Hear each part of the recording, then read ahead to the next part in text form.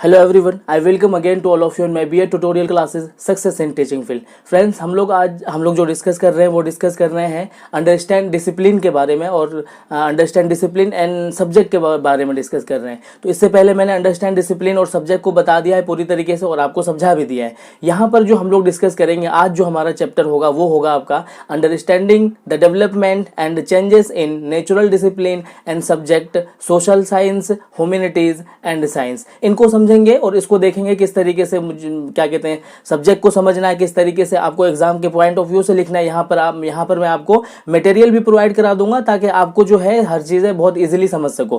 पहले concept clear कराया था मैंने जिस तरीके से, वैसे कॉन्सेप्ट क्लियर करा करके मैं आपको मटेरियल भी प्रोवाइड करा दूंगा ताकि आप ये समझ सको कि क्या चीजें इसमें इंक्लूड करना है, कौन सी चीजें इसमें एक्सक्लूड करना है। क्योंकि किताबें अगर आप देखोगे तो बहुत सारी ऐसी चीजें हैं जिसमें समझ में नहीं आएगा। यहाँ पर मैं आपको बताऊंगा किस पॉइंट के बाद क्या पॉइंट आप डिस्कस करोगे, कैसे कैसे आपका आंसर लिखोगे कि आपका 100% आपका क्या कहते हैं कि अच्छे तरीके से लिखा जा सके आपका आंसर, उसको हम लोग समझेंगे। अभी देखिए यहाँ पर आज जो हम लोग डिस्कस करेंगे अंडरस्टैंड डिसिप्लिन के बारे में, तो इसमें देखेंगे हम डेवलपमेंट डिसिप्लिन किस तरीके से हुआ, इसमें चेंजिंग किस तरीके से आया, नेचुरल साइंस क्या होता है, सब्जेक्ट में जो है सोशल साइंस किस तरीके से पढ़ेंगे, ह्यूमैनिटीज किस तरीके से पढ़ेंगे और साइंस का जो करिकुलम होगा वो किस तरीके से होगा। सबसे पहले आप इसमें ये समझिए कि आप इससे पहले जो मैंने इसका डेफिनेशन बताया था आपको, इसमें डेफिनेशन मैंने बताया था उसको मैं और ज्यादा क्लियर करने के लिए मैंने आपको मटेरियल भी दे दिया है। यहां पर दिया हुआ है, यहां देख सकते हैं आप, यहां दिया हुआ है what is the difference between discipline and subject. ये डिसिप्लिन और सब्जेक्ट के जो डिफरेंस है यहां पर वो सब डिफरेंस और सब मैंने दिखा दिया है। उसके बाद आपका आता है आपका कैरेक्टरिस्टिक्स डिसिप्लिन और सब्जेक्ट का जो कैरेक्टरिस्टिक्स आएगा और उसके बाद क्या कहते हैं उसमें कौन कौन से डिफरेंसेस रहेंगे वो मैंने यहाँ पर इंक्लूड कर दिया है। उसके बाद में आप ये पॉइंट भी पढ़ सकते हो, है ना। उसके बाद ये सब्जेक्ट के अकॉर्डिंग क्या आता है। उसके बाद जो है यहाँ पर आप देख सकते हो कि school subject and academic discipline क्या होता है, स्कूल सब्जेक्ट क्या होता है। एक एक पॉइंट मैंने यहां पर डिस्कस इसलिए कर दिया है ताकि आपका जो है नोट्स भी रेडी हो जाए और आप ये भी समझ सको कि आपको एग्जाम के पॉइंट ऑफ व्यू से क्या क्या लिखना है। उसके बाद में ये फीचर्स मैंने दे दिया है, ये फीचर्स आप देख सकते हैं, ये फीचर्स आप एक एक फीचर्स पढ़ सकते हैं। इससे आपका जो है डिसिप्लिन और सब्जेक्ट और ज्यादा अच्छे तरीके से क्लियर हो जाएगा। एक एक पॉइंट मैंने यहां डिस्कस कर दिया है। अब आपका आता है आपका चैप्टर, आपका जो चैप्टर है आज के बारे में, आज जो पढ़ेंगे उसको हम समझते हैं। यहां पर ये देख सकते हैं क्या लिखा हुआ है, understanding the development and changes in natural discipline and subject. Social science को पढ़ेंगे हम लोग, ह्यूमैनिटीज को पढ़ेंगे एंड साइंस को पढ़ेंगे। इससे पहले जब मैंने आपको बताया है तो उसमें मैंने ये चीज आपको क्लियर कर दिया है कि सोशल जो दो पार्ट होता है, एक होता है डिसिप्लिन जो हम हायर लेवल पे पढ़ते हैं, यूनिवर्सिटीज में पढ़ते हैं, दूसरा होता है आपका सब्जेक्ट क्या होता है, सब्जेक्ट आप पढ़ते हो आप स्कूल लेवल पर और वहां पर क्या है कि सब्जेक्ट के अकॉर्डिंग आपको ज्ञान दिया जाता है, जैसे कि केमिस्ट्री हो गया, बायोलॉजी हो गया और सबका एक अपना अपना प्रोफेशन होता है। तो उसी प्रोफेशन में आप इन चीजों को देखेंगे, इस चीजों को समझेंगे। देखिए फर्स्ट ऑफ ऑल तो आप इसको समझिए, आपको इतना समझ में आ गया डिसिप्लिन क्या होता है, सब्जेक्ट क्या होता है। फर्स्ट ऑफ ऑल अभी आप यहां पर इतना समझिए। देखिए यहां पर मैंने बता दिया है, ये देखिए यहां पर कि सब्जेक्ट क्या है, यहां पर मैंने बता दिया है। उसके बाद में जो है सब्जेक्ट क्या कहते हैं, स्कूल करिकुलम क्या है उसको समझिए आप। ह्यूमैनिटीज जो है आपके सब्जेक्ट में, ह्यूमैनिटीज को लैंग्वेज भी बोलते हैं। लैंग्वेज यानी कि लैंग्वेज एक डिसिप्लिन वाला पार्ट है जिसमें ह्यूमैनिटीज एक डिसिप्लिन वाला पार्ट है जिसमें सारे लैंग्वेजेस आते हैं। उसमें क्या क्या आता है, मदर टंग आ जाएगा, रीजन लैंग्वेजेस आ जाएगा, हिंदी आ जाएगा, इंग्लिश आ जाएगा, उर्दू आ जाएगा, इसी तरीके से और भी चीजें इसमें आ जाएंगी। ठीक है, ये मैं बात कर रहा हूं एलिमेंट्री लेवल पर। एलिमेंट्री लेवल यानी कि फर्स्ट क्लास से जो 5 क्लास तक जो बच्चों को पढ़ाया जाएगा उसमें जो करिकुलम बनाया जाएगा वो सोशल साइंस का किस तरीके से बनाया जाएगा, ह्यूमैनिटीज का किस तरीके से बनाया जाएगा और उसके बाद साइंस का किस तरीके से जो उसका क्या कहते हैं सिलेबस है वो बनाया जाएगा। इन सारी चीजों को आपको इसमें समझना है। ठीक है, तो यहां पर लैंग्वेज समझ लिया आपने। उसके बाद में है आपका जब 1 to 5 तक में जो बच्चा जो है सोशल साइंस पढ़ेगा तो क्या क्या पढ़ेगा। देखिए एनवायरमेंटल स्टडीज पढ़ेगा, एवीएस पढ़ेगा, है ना, इंक्लूड द क्या पढ़ेगा, टॉपिक्स पढ़ेगा, बहुत साइंस एंड सोशल साइंस दोनों पढ़ेगा। उसके बाद मैथमेटिक्स मैंने समझाने के लिए बता दिया है, लैंग्वेजेस मैंने बता दिया है। उसके बाद देखिए यहां पर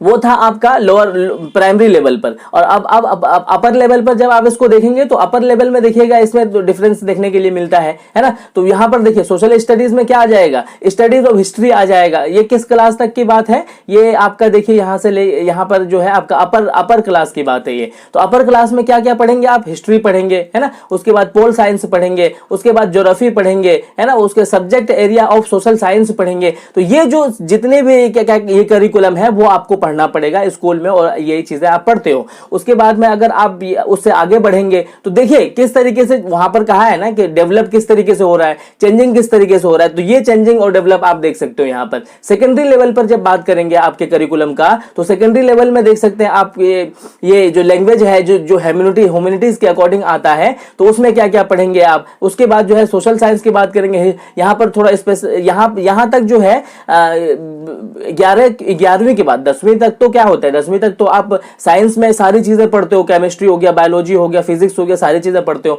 फिर यहाँ पर आकर के चेंज होता है। सोशल साइंस में आप बात करें अगर तो क्या क्या पढ़ेंगे, हिस्ट्री पढ़ेंगे, पॉलिटिकल साइंस पढ़ेंगे, ज्योग्राफी पढ़ेंगे, इकोनॉमिक्स पढ़ेंगे है ना। ये इस तरीके से आपका बढ़ता चला जाएगा। साइंस में अगर बात करेंगे फिजिक्स पढ़ेंगे, नेचुरल साइंस पढ़ेंगे है ना, और उसके बाद सब्जेक्ट एरिया ऑफ साइंस पढ़ेंगे। तो ये चीजें जो है मैंने आपको एग्जांपल के थ्रू से बताया है कि किस किस सब्जेक्ट में कैसे, जैसे सोशल साइंस एक अलग प्रोफेशन है ना, नेचुरल साइंस एक अलग प्रोफेशन है, ह्यूमैनिटीज एक अलग प्रोफेशन है। तो इसमें कौन कौन से सब्जेक्ट कैसे कैसे करिकुलम के अकॉर्डिंग आप पढ़ेंगे, वो सारी चीजें मैंने आपको यहां पर बता दिया। अब आप समझिए कि सोशल साइंस में क्या क्या चीजें इंक्लूड होती है। अब एक एक चीज आप यहां पर देख सकते हैं सोशल साइंस में क्या क्या चीजें इंक्लूड होगी। ये कहता है कि social science is a branch of study which deals with human beings. Human beings के बारे में ये डिस्कस करता है, ह्यूमन बीइंग के बिहेवियर के बारे में, उसके ग्रोथ के बारे में, उसके डेवलपमेंट के बारे में, रिलेशनशिप के बारे में है ना, ये सारी चीजें इसमें डिस्कस करता है। फॉर एग्जांपल क्या, जैसे फैमिली किस तरीके से बनते हैं, फैमिली किस तरीके से एक दूसरे का साथ देते हैं, स्कूल क्या काम कराता है, वर्क प्लेस किस तरीके से होती है, गवर्नमेंट का क्या काम होता है, जुडिशरी का क्या काम होता है। तो ये सारी पॉइंट जो है मैंने इंक्लूड कर दिया है। आप एक एक पॉइंट को यहाँ पर देख सकते हो, एक एक चीजें आप पढ़ सकते हो। ठीक है, अब बात आती है कि जो सोशल साइंस का जो करिकुलम होगा, उस करिकुलम में क्या क्या चीजें आपको पढ़ने के लिए मिलेगा, क्या क्या चीजों को ध्यान रखना चाहिए आपके करिकुलम बनाते टाइम में।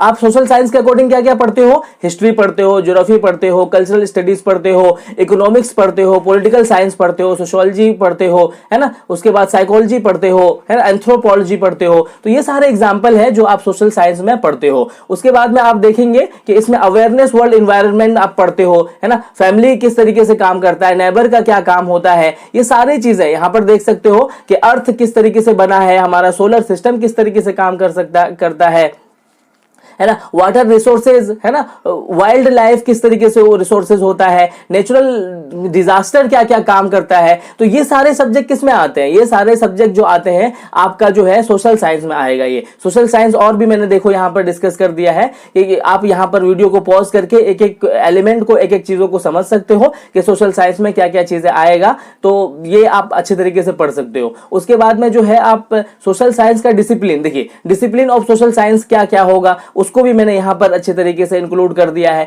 डिसिप्लिन ऑफ सोशल साइंस का एक एक पॉइंट आप पढ़ेंगे तो ये वो कंटेंट है जो कंटेंट आपको 100 में 100 मार्क्स दिला सकता है। इसके अलावा किताबों में जो कंटेंट है वो आपको नहीं समझ में आएगा। ठीक है, यहां पर सोशल साइंस का जो क्या कहते हैं कंटेंट है वो सारी चीजें आप देख सकते हो। एक बार जो है सोशल साइंस को अच्छे से समझिए कि सोशल साइंस सपोज दैट के फर्स्ट ऑफ ऑल तो आपको समझना होगा करिकुलम क्या होता है, क्योंकि करिकुलम के अकॉर्डिंग ही तो सारी चीजें पढ़ते हैं ना। तो देखिए करिकुलम वो होता है जिससे कि एक शिक्षक को और एक स्टूडेंट को दोनों को मार्गदर्शन मिलता है। और करिकुलम किस तरीके से बनाया जाता है, करिकुलम तीनों चीजों को देख करके बनाया जाता है। एक बच्चे के भी क्षमताओं को देख के बनाया जाता है, सोसाइटी में क्या चल रहा है उसको देख करके बनाया जाता है, और टीचर किन चीजों को अच्छी तरीके से पढ़ा सकता है, समझा सकता है, उसको देख करके बनाया जाता है। तो करिकुलम के अकॉर्डिंग क्या ध्यान रखते हैं कि बच्चे का जो ग्रोथ है कितना हो रहा है, बच्चा जो है इससे कितना सीख पाएगा, बच्चे को कौन कौन सी चीजें इसमें इंक्लूड करनी है तो वो ज्यादा अच्छी तरीके से समझेगा। तो फर्स्ट ऑफ ऑल हम लोग जो है एक एक प्रोफेशन से चलते हैं। ठीक है, सोशल साइंस के जो करिकुलम होगा बच्चों को पढ़ाने के लिए उनमें किन किन चीजों को रखना चाहिए, उनमें किन किन चीजों की बात करना चाहिए। देखिए सोशल साइंस 3 बातों पर ध्यान देता है। सोशल साइंस का जब करिकुलम पढ़ाया जाए बच्चे को तो उसमें किन चीजों का ध्यान देना चाहिए, 3 चीजों का। एक होना चाहिए कि उसको जो है ज्ञान पक्ष जो बातें हो, नॉलेज के जो अकॉर्डिंग हो उसको नॉलेज मिले बहुत सारी चीजों का। दूसरा होता है क्रिया पक्ष। क्रिया पक्ष मतलब होता है एप्लीकेशन, कि जो नॉलेज उसको मिल रही है उसको वो क्या कर रहा है, यूज भी कर पा रहा है अपनी सोसाइटी में। उसके बाद होता है आपका भाव पक्ष। भाव पक्ष का मतलब होता है कि बच्चे जो है उसकी भावनाओं को समझ रहा है, ठीक है। और उसके बाद जो ध्यान रखते हैं हम करिकुलम में कि आप जो है ना संतुलन स्थापित करके रखो, यानी कि उसमें जो है ना लेवल बना के रखो सब। जैसे कि मैंने आपको बताया ना इससे पहले कि 1 to 5 में पढ़ाएंगे तो बच्चे को जो स्टार्टिंग की चीजें पढ़ाएंगे, उसके बाद जब 6 to 8 में आएगा तो उसको थोड़ा सा और लेवल लेके जाएंगे, है ना। 9 10 में आएगा तो और लेवल लेके जाएंगे। तो ये जो है ना क्या कहते हैं, आपका संतुलन स्थापित करना जरूरी होता है ताकि बच्चे जो है कंफ्यूज नहीं हो जाए, ठीक है। बालक की जो रुचि होती है ना, उस रुचि को देखना है उस करिकुलम को बनाते हुए। उसकी जो आवश्यकताएं हैं, पाठ्य सामग्री जो है उसकी रुचियों के ही आगे पीछे घूमना चाहिए। जो पूरा पाठ्य सामग्री होती है वो बच्चों के रुचियों के आगे ही पीछे घूमना चाहिए। कोरिलेशन बहुत ध्यान रखना चाहिए। जैसे कि कोरिलेशन का मतलब है कि सोशल साइंस में कैसे कैसे कोरिलेशन, सोशल साइंस में अगर देखें हिस्ट्री पढ़ते हैं तो हिस्ट्री का जो कोरिलेशन है वो आपका ज्योग्राफी से भी है, वो सिविक्स से भी है। तो कहने का मतलब है कोरिलेशन लेकर के चले, ठीक है। तो सारी चीजों को वो कोरिलेट करके चले। वर्टिकल हो गया, हॉरिजॉन्टल हो गया, किसी भी तरीके से अगर इस क्लास में गांधी जी के बारे में पढ़ाया है तो अब धीरे धीरे से ऊपर बढ़ेंगे, गांधी जी की मोमेंट को पढ़ाएंगे, फिर उसके बाद में आगे और पढ़ाएंगे कैसे कैसे मोमेंट हुए, गांधी जी के मोमेंट का फायदा क्या हुआ। इस तरीके से स्टेप वाइज जो है आगे बढ़ेंगे, ठीक है। क्योंकि आपका जो ये होता है क्या कहते हैं, आपका सोशल साइंस होता है, उसमें सामाजिक, ऐतिहासिक, भूगोल, नागरिक शास्त्र, समाज शास्त्र, अर्थशास्त्र सब एक दूसरे से कोरिलेट होता है, जिसके बिहाफ पर एक टीचर को ये चाहिए या फिर एक स्कॉलर जो होता है, जो रिसर्च करता है, उसको ये चाहिए कि उसको कोरिलेट किस तरीके से करे कि बच्चे को जो दिमाग में है ना वो प्रेशर ना बने, बच्चे के दिमाग में बहुत हार्ड क्या कहते हैं ना आए, समझ में बहुत हार्ड ना लगे, वो सारी चीजों को ध्यान देना है। उसके बाद में आता है आपका जो है, आपका जो करिकुलम होगा उसमें किस तरीके से करिकुलम में कैसे कैसे चीजों को फॉलो करेंगे। तो करिकुलम में जो आप चीजें फॉलो करेंगे ना वो इस तरीके से करेंगे। देखिए पहला जो होगा आप जो है यूनिट में बांट दीजिएगा, उसको यूनिट बांट देंगे, ठीक है। उसके बाद आपका आ जाएगा सेंटर पॉइंट, आ जाएगा आपका सेंटर, ठीक है। सेंटर पॉइंट पे डिस्कस करेंगे और उसके बाद जो आप डिस्कस करेंगे टॉपिक पे डिस्कस करेंगे, यानी कि टॉपिक। इसको समझिए क्या मतलब है। यूनिट का मतलब है कि वो एक बहुत बड़ा जो है, आप सोशल साइंस पढ़ा रहे हैं तो सोशल साइंस में हिस्ट्री पढ़ा रहे हैं तो हिस्ट्री में क्या है कि बहुत बड़ा हिस्ट्री है ना। तो आप पहले यूनिट में क्या करो, आप पहले यूनिट में आप डिस्कस किसका कर रहे हो, पहले यूनिट में आप डिस्कस कर रहे हो किस चीज का, पहले यूनिट में आप डिस्कस कर रहे हो डेफिनेशन का, दूसरे यूनिट में उसके मोमेंट का डिस्कस कर रहे हो, तीसरे यूनिट में उसके बेनिफिट का डिस्कस कर रहे हो, है ना। तो फिर उसके बाद सेंटर कहने का मतलब यह है कि पहले जो है बच्चों का डेफिनेशन बताओ, है ना, फिर उसको सेंटर पॉइंट पे डिस्कस करो, है ना, सेंटर पॉइंट पे डिस्कस करो और फिर उसको क्या है कि सरल से जटिल की तरफ लेकर के जाओ। सरल से जटिल के मतलब यह है कि पहले डेफिनेशन बताओ, फिर उसके मोमेंट के बारे में बताओ, उसके बाद जो है आपका पूर्ण से अंश की तरफ लेकर के जाओ। पूर्ण से अंश की तरफ का मतलब यह है कि पहले जो है पूरा ज्ञान उसको हो गया, अब धीरे धीरे से उसमें स्पेशलाइजेशन करने की कोशिश करो। तो ये 3 चीजें आपको ध्यान रखना है किसमें, जब आप करिकुलम पढ़ाएंगे, जब बच्चों को ये करिकुलम पे डिस्कस करेंगे, ठीक है। देखिए और आगे समझिए। सामाजिक अध्ययन जो होता है ये क्या होता है, सामाजिक अध्ययन जो होता है ये वातावरण तथा परिस्थितियों के आधार पर होना चाहिए। जैसे कि बच्चे का जो क्षेत्र होता है वो कहां से कहां तक होता है, स्कूल से लेकर के आपका घर तक होता है। तो पहले सबसे पहले यही नॉलेज दो आपके, उसके करिकुलम में क्या करो, पहले स्कूल के घर का जो नॉलेज है, स्कूल से लेकर के घर का जो पहुंच है उस बच्चे का, उसी का नॉलेज दो और यहीं से उसकी शुरुआत भी करो। फिर पड़ोस का नॉलेज दो, फिर कस्बे का नॉलेज दो, फिर नगर का नॉलेज दो, फिर जिला का नॉलेज दो, फिर प्रदेश का, फिर राष्ट्र का नॉलेज दो, फिर विश्व का नॉलेज दो। कहने का मतलब है कि इस तरीके से लेकर के आपको करिकुलम को लेकर के चलना है। इसी तरीके से पहले जो है व्यक्तित्व का जो ज्ञान होता है, यानी कि सेल्फ का जो स्वयं का जो ज्ञान होता है, उस ज्ञान के बारे में आप पहले करिकुलम उसको पढ़ाओ। उसके बाद में जो है समुदाय का ज्ञान क्या होता है, समुदाय किस तरीके से काम करते हैं, और उसके बाद समाज किस तरीके से काम करते हैं, फिर जो है राष्ट्र किस तरीके से काम करता है, और फिर राष्ट्र की जो प्रॉब्लम होती है वो किस तरीके से काम करता है, उस प्रॉब्लम को कैसे सॉल्व करते हैं, उसके बारे में उसको ज्ञान दो। मुदालियर कमीशन ने माध्यमिक स्तर पर, है ना, माध्यमिक स्तर पर ही इसको रखा था। माध्यमिक स्तर पर किसको रखा था, आपका सोशल साइंस को, और इसका ड्यूरेशन जो था वो 3 साल रखा था कि बच्चे जो है 3 साल इस चीज को पढ़े तभी वो आगे बढ़े। अगर इसके कंटेंट की बात करें, सोशल साइंस में कंटेंट की बात करें तो कौन कौन से कंटेंट बच्चे को पढ़ाना चाहिए सोशल साइंस में। सब्जेक्ट तो मैंने बता दिया कि हिस्ट्री होना चाहिए, ज्योग्राफी होना चाहिए, सोशल साइंस होना चाहिए, है ना, सिविक्स होना चाहिए, लेकिन उसमें कंटेंट किस तरीके से रखा जाएगा कि बच्चे को बोझ सोचना पड़े और उसका करिकुलम बहुत इजीली उसको समझ में आए। कंटेंट देखेंगे तो हमारा देश पहले पढ़ेंगे कि हमारा देश क्या है, किस तरीके से उन्नति करता है। उसके बाद में हम देखेंगे प्राकृतिक जो साधन है, हमारे प्राकृतिक साधन किस तरीके, कौन कौन से हैं, किस तरीके से हैं और कैसे कैसे साधन है प्राकृतिक साधन। आर्थिक विकास किस तरीके से होगा, शासन किस तरीके से होता है हमारे देश में। उसके बाद जो है यातायात किस तरीके से करते हैं, सांस्कृतिक, और उसके बाद क्या कहते हैं आपका सभ्यता क्या किस किस किस तरीके से काम करता है, सामाजिक घटनाएं किस तरीके से होती है और उसका सोल्यूशन क्या है, और फिर विश्व की शांति किस तरीके से बनेगा और आगे बढ़ेगा, इसके बारे में डिस्कस करेंगे। ठीक है, अगर हम उसको समझने के बाद में यहां पर देखेंगे तो पीरियड में देखो किस तरीके से बटा हुआ है। हिस्ट्री को पहले किस तरीके से लोगों ने समझा था, हिस्ट्री को कैसे कैसे लोगों ने पीरियड में बांटा हुआ है, और क्या कहते हैं यही तो डेवलप है ना, यही चेंजिंग है। स्टार्टिंग में कुछ और था, फिर रिक्वायरमेंट बढ़ी, फिर उसके बाद में ये सारी चीजें रिक्वायरमेंट बढ़ने के साथ साथ में सोशियोलॉजी को देखेंगे तो किस तरीके से आप देख सकते हैं कि ह्यूमन सोशल लाइफ पे डिस्कस करता है ये, people with various social characteristics पे डिस्कस करता है ये सोशल लाइफ। ठीक है, उसके बाद में ये साइंस है, लेकिन साइंस के बारे में बाद में समझेंगे, इस पहले हम सोशल साइंस के बारे में डिस्कस कर रहे हैं। इसके characteristics process of social science देखेंगे तो यहां पर एक बहुत अच्छे कंटेंट मैंने इंक्लूड कर दिए हैं, जिसको आप पढ़ करके आप बहुत इफेक्टिव आंसर बना सकते हैं। वहां तक तो था आपका सोशल साइंस में क्या क्या होगा, कैसे होगा, उसी के बिहाफ पर आपका साइंस भी होगा।